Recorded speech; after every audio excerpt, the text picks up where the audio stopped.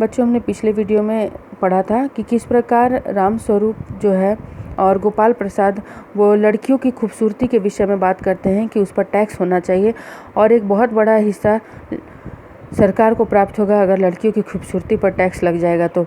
राम स्वरूप बोलते हैं कि हम लोगों के समय तो लड़कियों की खूबसूरती का सवाल ही पैदा नहीं होता था, क्योंकि बड़े बुजुर्ग जो तय कर देते थे, जिससे तय कर देते थे, उससे हम शादी कर लेते थे।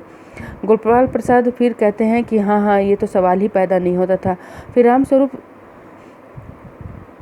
स्वरूप कहते हैं शंकर की तरफ मुखातिब होकर, अर्थात शंकर की तरफ देखकर, आपका क्या ख्याल है शंकर बाबू? शंकर, किस मामले में? राम स्वरूप, यही कि शादी तय करने में खूबसूरती का कितना हिस्सा होना चाहिए।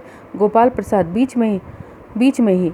यह बात दूसरी है बाबू राम स्वरूप, मैंने आपसे पहले भी कहा था, लड़की का खूबसूरत होना निहायत ही ज़रूरी है, कैसे भी हो, चाहे पाउडर वगैरह लगाए चाहे वैसे ही।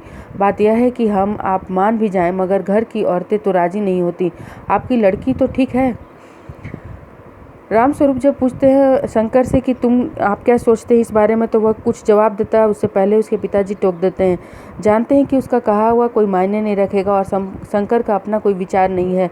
इसीलिए गोपाल प्रसाद ही बोलते हैं कि लड़की का सुंदर होना निहायत ही ज़रूरी है, भले पाउडर वगैरह लगा के हो, लेकिन होना ज़रूरी है। और पूछते हैं कि आपकी बेटी तो ठीक है ना, अर्थात सुंदर तो है ना? राम स्वरूप, जी हाँ, वह तो अभी आप देख लीजिएगा। गोपाल प्रसाद, देखना क्या है, जब आपसे इतनी बात हो चुकी तब तो यह रस्म ही समझिए। राम स्वरूप, हाँ, यह तो आपका मेरे ऊपर भारी एहसान है। गोपाल प्रसाद, और जायचा जन्म पत्र तो मिल ही गया होगा? राम स्वरूप, जी, जायचे का मिलना क्या मुश्किल बात है, ठाकुर जी के चरणों में रख दिया, बस खुद ब खुद मिलना हुआ समझिए। गोपाल प्रसाद, यह ठीक कहा आपने, बिल्कुल ठीक। थोड़ी देर रुक कर, लेकिन हाँ, यह जो मेरे कानों में भनक पड़ती है, यह तो गलत है ना? राम स्वरूप चौंक कर, क्या? गोपाल प्रसाद, यह पढ़ाई लिखाई के बारे में? जी हाँ, साफ बात है साहब, हमें ज़्यादा पढ़ी लिखी लड़की नहीं चाहिए। मेम साहब तो रखनी नहीं, कौन भुगतेगा उनके नखरों को? बस हद से हद मैट्रिक पास होनी चाहिए।